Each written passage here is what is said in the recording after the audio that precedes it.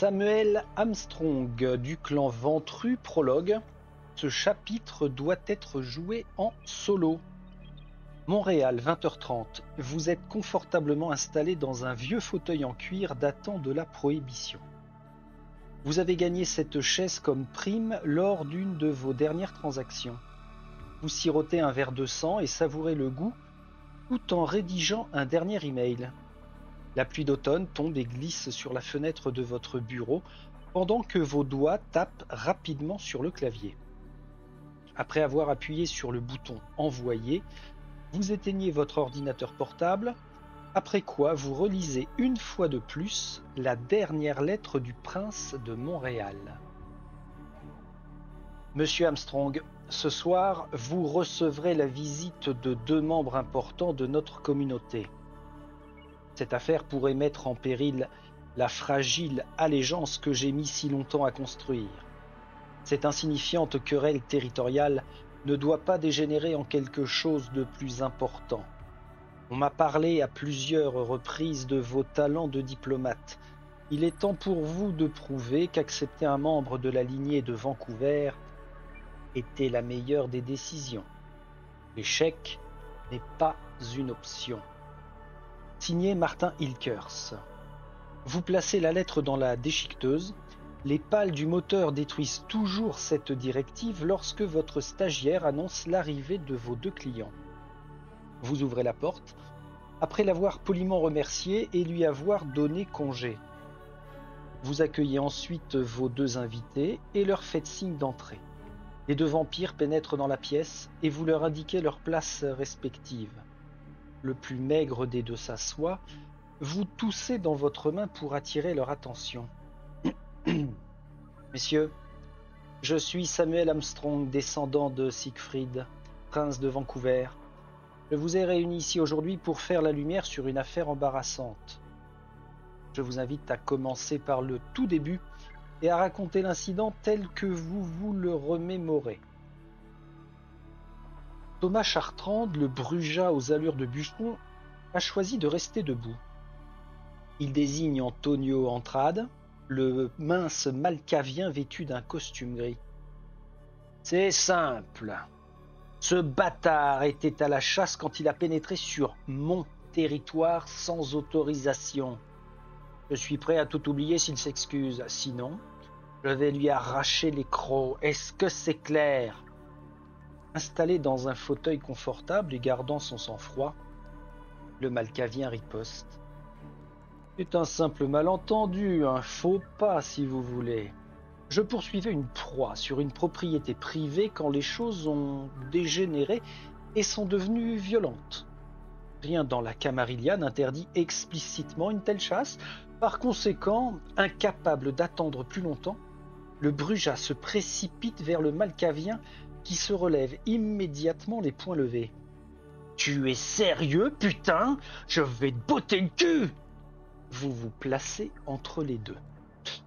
Bonjour à toutes et tous, vampires de Montréal, bienvenue dans ce 3e prologue qui concerne donc Samuel Armstrong, qui n'est pas combattant, qui n'est pas investigateur, mais qui est tout simplement diplomate. Alors, ce Samuel Armstrong, il a déjà seulement 4 points de vie, ce qui n'est pas terrible. 5 points de volonté, ce qui va servir à faire des relances de dés. 0 en soif pour l'instant. Et de toute façon, chaque héros a un compteur de soif équivalent. On n'a pas de différence là-dessus. Par contre, en termes de capacité, compétences, attributs, ah tiens, alors déjà, il est exigeant, ne peut pas réduire sa soif en se nourrissant d'un animal. Ah oui, c'est vrai. Lui doit croquer de l'humain impérativement. Seulement 2 en physique, 3 en social, 2 en mental. Ah tiens, j'ai oublié la gommette verte pour dire que ça, ce sont des réussites automatiques pour les compétences. Bah, vous voyez, en le disant, j'y pense, donc c'est pas mal. Ah, il a 1 point sous physique en armes comme compétence. 3 en persuasion, 3 en intuition, 2 en subterfuge, ok, et 2 en intimidation. Et après en mental, il est nul en recherche, il a rien, un seul point en vigilance, rien en occultisme et rien en technologie. Alors je ne lui ai pas donné ses cartes concernant les disciplines parce que je suis pas sûr qu'on en ait besoin. Bah, on verra de toute façon, hein. On verra bien. Ok, bah bonjour Samuel, bienvenue. Alors vous êtes actuellement dans le bureau de Samuel. Alors ce qui est marrant, c'est que on a affaire directement à un futur héros là, celui-ci, monsieur, comment s'appelle-t-il? Thomas Chartrand. Alors ça ne veut pas dire qu'il va falloir nécessairement aller dans son sens, plus que dans le sens que du Malkavien. On va voir ce que ça raconte. Alors nos objectifs, ou plutôt notre objectif, résolver ce conflit selon les instructions du prince. Alors, première instruction que l'on retiendra, l'échec n'est pas une option. En action, on va aller à l'événement E1 dans le carnet de prologue. Et puis là, tout va se dérouler avec uniquement de la conversation. Dans la mise en place, ici, on nous indique que les deux PNJ ont une référence en icône de dialogue uniquement. Alors, pour l'instant, est-ce que à un moment ou un autre, ça pourrait se transformer en combat? Nous allons le découvrir. La table des matières du carnet là, de ce chapitre, en fait, vous voyez, on a vraiment que une grosse partie qui est consacrée au dialogue, et puis le reste à des événements. Alors justement, lisez l'événement, page 67, numéro 1. Ah oui, ça nous amène grandement vers la fin, ça. Combien j'ai dit? 67, incroyable. 67 sur combien de pages? 77. Ok. Le travail d'un négociateur. Vous vous placez entre le Bruja et le Malkavien. Vous hésitez. Devriez-vous commencer par raisonner avec le Bruja facilement énervé? Ou devriez-vous au contraire commencer à discuter avec le Malkavien dont les manières sont plus proches des vôtres? Ne sachant pas par où commencer, vous choisissez plutôt de commencer à converser avec les deux. Ce ne sera certainement pas facile, mais vous devrez trouver un terrain d'entente sur lequel les deux pourront s'installer. Le prince ne tolérera pas d'échec. Placez votre miniature, le PNJ Thomas Chartrand et Antonio Andrade sur les hexagones indiqués. C'est-à-dire que je me place ici entre les deux. Calmez-vous, messieurs, calmez-vous. Lisez événement 2, le calme avant la tempête. Vous vous préparez mentalement à l'idée de ce qui vous attend.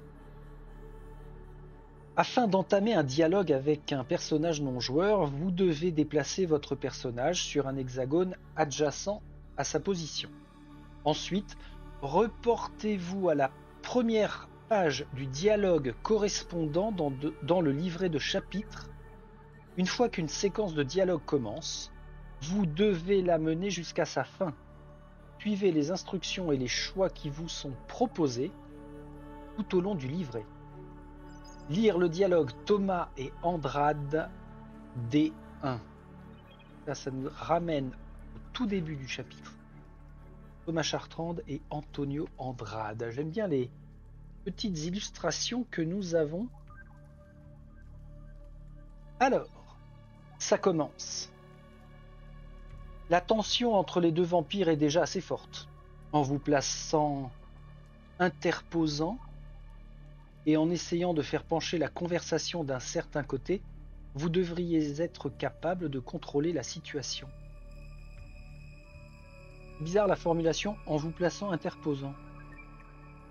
Ok. Choisissez judicieusement la méthode la plus susceptible de réussir. Et là, nous avons deux choix, cher Samuel. Prendre le temps de s'immiscer dans la conversation ou bien se lancer immédiatement sur le sujet. Prendre le temps. Je suis diplomate. Nous allons prendre le temps. Ça nous emmène en D10. Gardez le contrôle.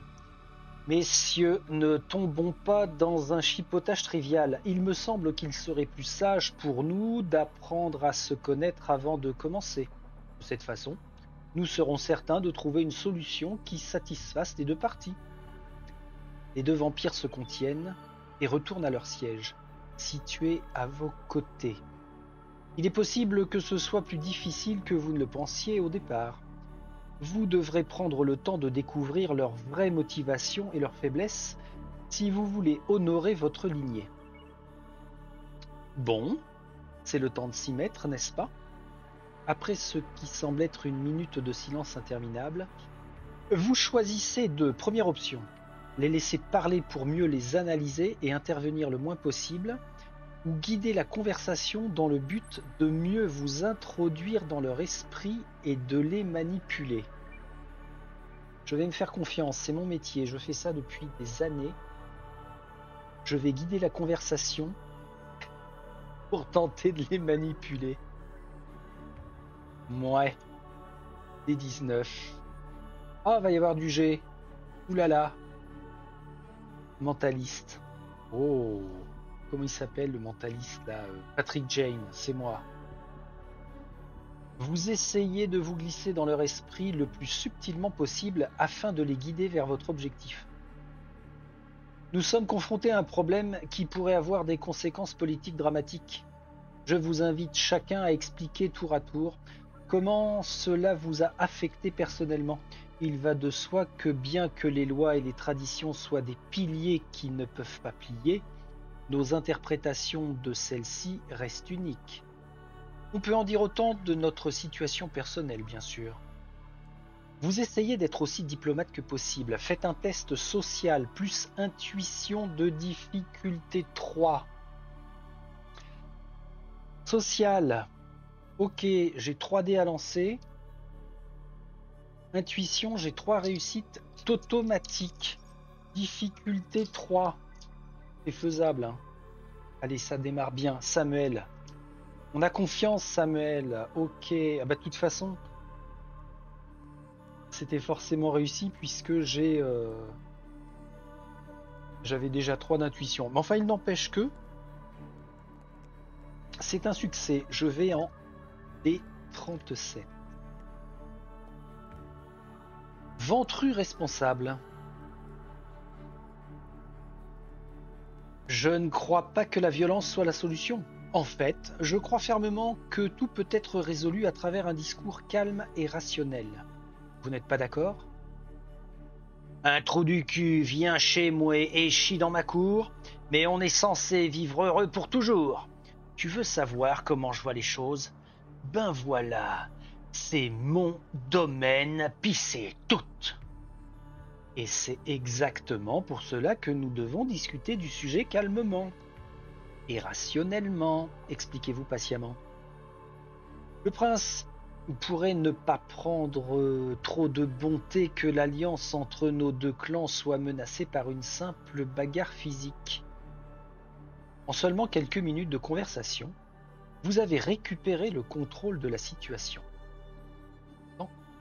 Vous remarquez que Monsieur Andrade a l'air plutôt amusé par toute cette épreuve, au point que vous commencez à vous demander s'il ne teste pas le pouvoir du prince intentionnellement. Bien que vous ne devriez pas sous-estimer l'intellect du Bruja, le Malkavien vous semble être le plus dangereux des deux. Prenez la carte effet charismatique numéro 8. Ouh là là! D'accord. Numéro 8. Charismatique, c'est plutôt bon ça. Ah, chiotte, j'ai pas pris le bon support. 6. 9. 8. Celle-ci. Qu'est-ce qu'elle nous dit? Personnage charismatique. Avoir des gens désirant être près de vous, vous suivre partout, vous obéir au doigt et à l'œil. Ça donne plus 2 dés au prochain test de social. Excellent. Défaussé après utilisation ou à la fin du prochain chapitre. Je dois absolument m'en rappeler, c'est mon prochain test social. Je vais la mettre carrément sur la feuille de perso.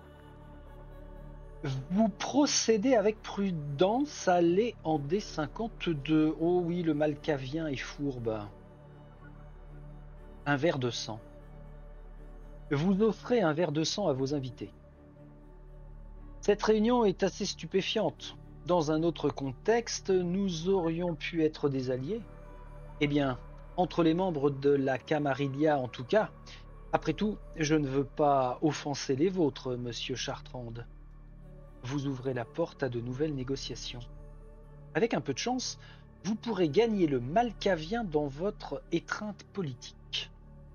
Faites un test social plus subterfuge de difficulté 5 H chameau. Social plus 2D. Alors, je les ai là, les 2D. Social plus subterfuge. Je n'ai que 2 succès de base. Ça veut dire que je vais lancer 5D. Et je défausse charismatique. Alors, là, en l'état, je suppose que l'on choisit avant d'utiliser la carte. Bien sûr, la carte est faite. Et non pas, je jette les dés et puis je vois si je l'utilise après. Ce qui pourrait être bien accommodant. Alors quand même, difficulté de 5. J'ai pas envie de me foirer là tout de suite. J'ai pas confiance. Ouais, ça passe. Il n'y a rien de trop. Subterfuge, j'avais 2. C'est automatique. Faut arriver à 5. 1, 2, 3, 4, 5. C'est gagné. C'est un succès. Je vais en D58. Sourire victorieux? Ou pas? Un léger sourire se fraye un chemin jusqu'aux lèvres d'Antonio Andrade. Cela pourrait-il indiquer une victoire? Thomas Chartrand sourit aussi quelque peu, bien que son sourire soit narquois. Dois-je vous trouver une chambre? Vous ne laissez pas son comportement grossier vous intimider et vous répondez calmement. Monsieur Chartrand, n'oubliez pas que vous êtes également le bienvenu pour rejoindre la Camarilla quand... Rejoindre votre culte. Je préférerais mourir. Il crache par terre. Le Brujas s'accroche obstinément à ses opinions bornées. Le malcavien, cependant, semble assez content. Ça nous emmène en D15. La ligne d'arrivée. Messieurs, je suis heureux que nous ayons réussi à éclaircir certains aspects, et j'aime croire que la discussion de ce soir aboutira à un résultat satisfaisant pour nous tous. Vous avez fait de votre mieux pour arbitrer la situation entre les deux vampires avec succès. Il est temps de mettre fin à la mission que le prince vous a confiée. Décidez si vous souhaitez préserver cette alliance ou si vous souhaitez profiter personnellement de cette situation, un fait qui pourrait potentiellement mettre en colère l'un des deux vampires. Première option. Rangez-vous du côté du Brujas. Même s'il est un nanar, il a complètement raison. De plus, l'avoir comme allié serait avantageux pour quelqu'un comme vous qui essayez de gravir les échelons sociaux des descendants. Après tout, un allié de faction adverse est vraiment utile. Second choix, rangez-vous du côté du malcavien, certainement pas. Dernier choix, préservez la paix en restant neutre. Je vais m'en tenir à ce que Martin Hilker se souhaite. Je vais donc préserver la paix en restant neutre. D27. La paix à Montréal. Vous essayez de préserver la paix. Nous pouvons tous convenir qu'il n'y aura pas de conséquences graves pour les traditions ni de bris de mascarade. Ce qui compte, c'est de maintenir la paix entre nos deux communautés afin de protéger Montréal des dangers extérieurs. Nous devons nous battre ensemble et la meilleure façon de le faire est de surmonter cet incident et de prétendre qu'il n'a jamais eu lieu. J'ai entendu la rumeur d'une possible présence du sabbat dans la ville. Concentrons-nous là-dessus au lieu de devenir la risée de notre espèce pour nous être disputés sur des questions insignifiantes. Le temps est venu d'imposer votre verdict. Ah, mince, encore un test. Faites un test de social plus persuasion. Persuasion, 3 succès automatiques. Ok, social, je jette 3 dés. La difficulté est de 4. J'ai qu'un succès à faire. Bon là, c'est chiotte. J'allais dire c'est une promenade de santé. Ça veut dire que je dépense 1 en volonté. Et de mémoire, on peut relancer jusqu'à 3 dés. Hein. Je dis bien de mémoire. Alors, volonté, où est-ce que je pourrais copier ça? Non, c'était dans la règle. Quand il nous explique au début comment on utilise alors volonté afin d'augmenter gna gna gna. Ouais, voilà. Vous utilisez un point de volonté pour relancer jusqu'à 3 dés noirs après un test de compétence. Jusqu'à 3 dés noirs. Et c'est une belle victoire du psychologue Samuel Armstrong. Alors, la base, on a dit que c'était persuasion 3 réussites, 3, 4, 5, 6. Succès, événement 7.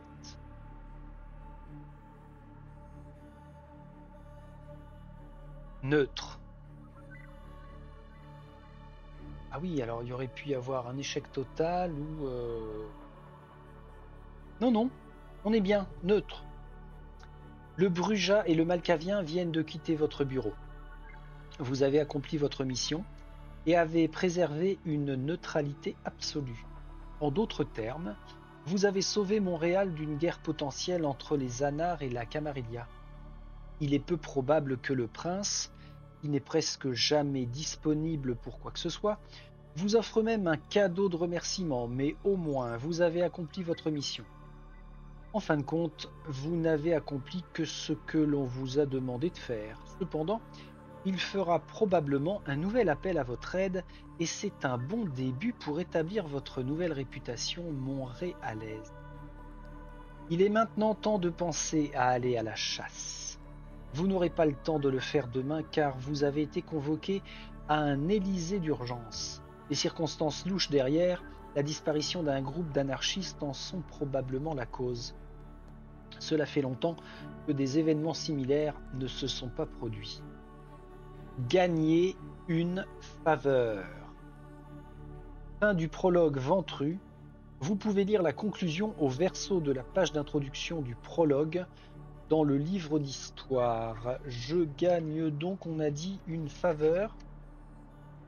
Et ce jeton-ci. Et les faveurs, alors est-ce que je les ai sur le mémo? Non, il faudra que je revoie à quel moment, pardon, à quel moment on les utilise. Et surtout si on les garde d'un chapitre à l'autre. Bon, mais ça, c'est autre chose. On a dit que nous allions à la conclusion. Conclusion ventru, prologue. Ce soir, on sent de l'électricité dans l'air. Une tempête se prépare. La feuille de papier brûlant dans votre verre éclaire sporadiquement votre visage. Debout devant la verrière de votre bureau, vous veillez sur le centre-ville de Montréal. Les souvenirs des moments les plus mouvementés de ces derniers jours vous reviennent. Il semble qu'après avoir quitté votre bureau, Thomas Chartrand ait ressenti le besoin de se défouler sur quelques personnes qui traînaient sur son territoire. Heureusement pour vous, cette querelle s'est produite sur le territoire Anar. Ces êtres chaotiques n'ont aucun respect pour quoi que ce soit, à l'exception de la mascarade, au moins. Malgré cela, vous savez très bien que si cette anecdote est revenue à vos oreilles, elle ressurgira certainement ailleurs. Cela ternira probablement la réputation de votre famille. Ce statu quo avec les anards est exaspérant, mais les ordres du prince doivent être respectés. La flamme s'éteint, vous rappelant le contenu de la lettre maintenant incinérée. Vous avez été convoqué à un Élysium d'urgence demain soir. Il y a longtemps que de tels événements ne se sont pas produits. Les premières gouttes d'eau apparaissent sur la paroi de verre devant vous et ruissellent lentement sur sa surface. Vous regardez une dernière fois la ville assaillie par les fortes pluies et décidez de partir à la chasse. La nuit de demain sera bien trop mouvementée pour que vous pensiez à étancher votre sang. Récompense gagnée 1 point d'expérience chacun. Prenez la carte objet, parapluie spécial numéro 40. Ah oui. Qu'est-ce que c'est que ça? Ouh là là! Les objets sont loin. La carte objet spéciale numéro 40. 27, 42. Oh oh! À quoi avons-nous affaire? C'est donc un parapluie. C'est une arme de corps. Plus scindé à vos tests de compétences d'armes lorsque combiné à une carte de combat arme. Ah oui, d'accord, il est classe, Mister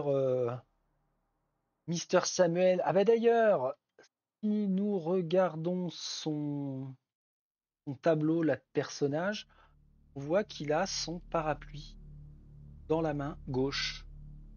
Ben voilà, te voilà équipé, donc ça c'est à utiliser de temps en temps. Sachant, ah oui d'accord, il a bien une compétence arme là qui lui donne un succès automatique seulement, 2 dés en physique à lancer, plus 1 dé en combat grâce au parapluie. C'est pas mal, c'est pas mal.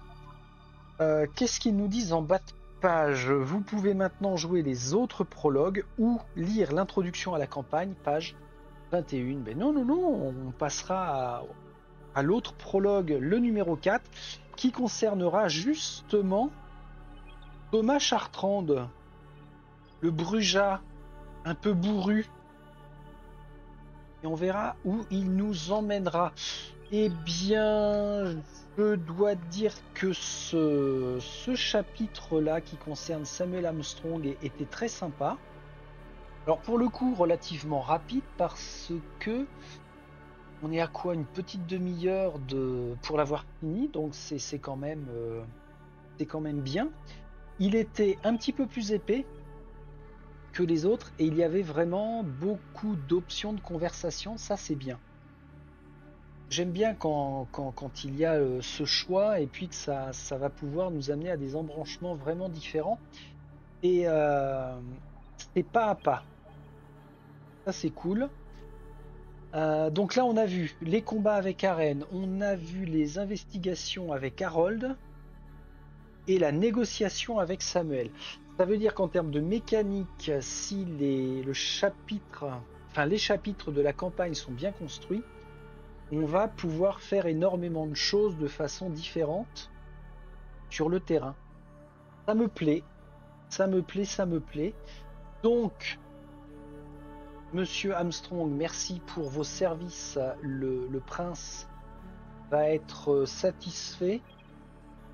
Et bien vous autres, on se dit à la prochaine pour donc le chapitre prologue de Thomas Chartrand. J'espère que ça vous aura convenu. Salut, salut!